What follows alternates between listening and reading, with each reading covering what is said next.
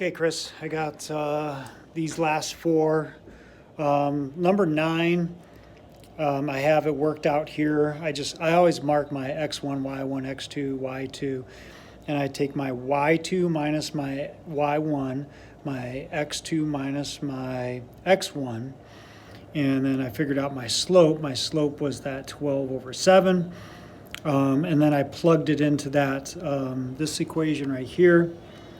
Y equals m and x, you see it there.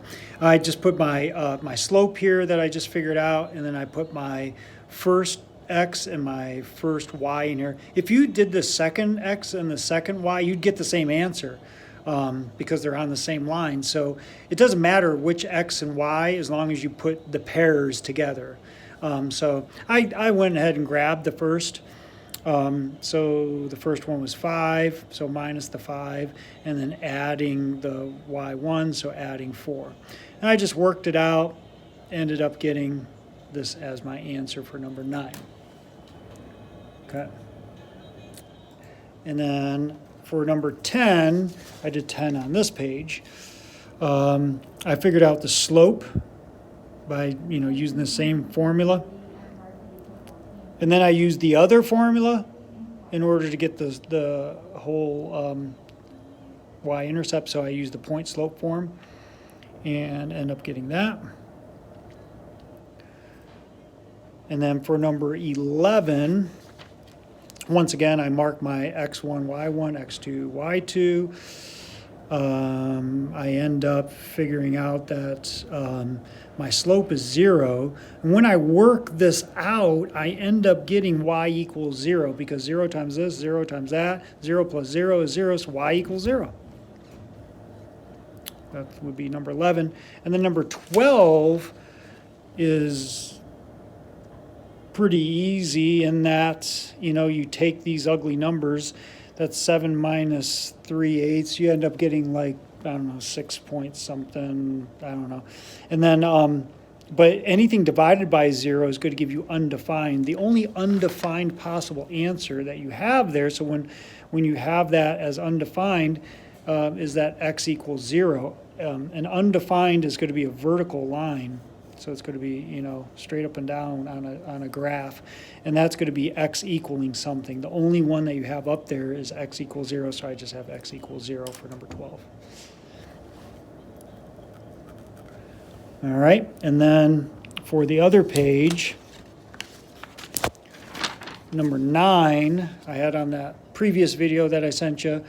But these are a little bit easier. I just plug in my slope, and then I subtract my x value, and I add my y value, okay, using this formula right here. And then I just work it out. I use the distributive property, and I end up with y equals 2/3 x minus 5/3. And then number 10, on that page, I got it from what you sent me. My slope in number 10 is a -3. And then my first x value, the only x value they give me, is 0, so I minus 0, and then I add 3/4. This one ends up pretty quick. -3 times x is -3x. -3 times 0 is 0, so nothing there. And then I just have this plus 3/4 left over, so that's that answer, and that's one of your choices. And then number 11, I put in, for my slope, I put in 4.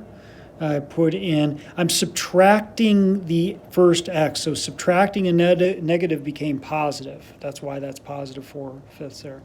And then I'm adding my y. And then, these two together ends up being y equals 4x plus 151 over 30. And then the last one, 12, should be right here. Your slope is -1/3, and then your y values back here. I'm adding that y value, and I'm subtracting the x value 9, 2. So adding a negative just as minusing, subtracting. And then when I went ahead and did this, you end up with y equals, this negative and negative became a positive here, so that's why that's like that. And then you just get y equals negative 1/3 x plus 2/3. This, if I bring this up to 6, I multiply by 3. That gives me 6. I multiply this by 3, so 9. So 9 minus 5 would be that 4.